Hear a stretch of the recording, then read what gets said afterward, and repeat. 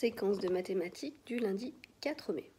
Aujourd'hui, on va s'intéresser à la notion de mesure. Si vous avez des pailles à la maison, ce matériel peut être idéal pour cette séquence.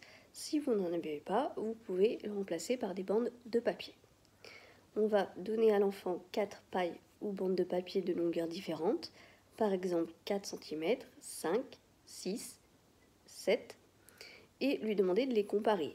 Il devrait avoir l'idée de les aligner et pourra ainsi dire laquelle est la plus grande et laquelle est la plus petite. Dans un deuxième temps, on va prendre d'autres bandes, par exemple de 8, 10, 12 et 14 cm. Par contre, cette fois-ci, on les éloigne les unes des autres et l'enfant ne peut pas les manipuler pour les mettre à côté pour les comparer. Et on va donc lui demander comment pourrait-il faire. Il devrait avoir l'idée d'utiliser un étalon.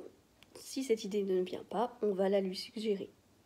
Donc, dans le mail, je vous joins un étalon qui mesure 2 cm.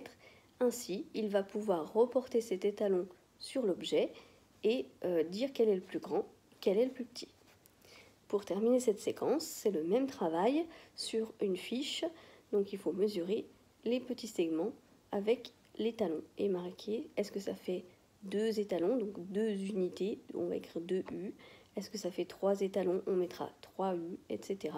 Et celui qui a le plus d'étalons, eh bien, c'est celui qui est le plus grand.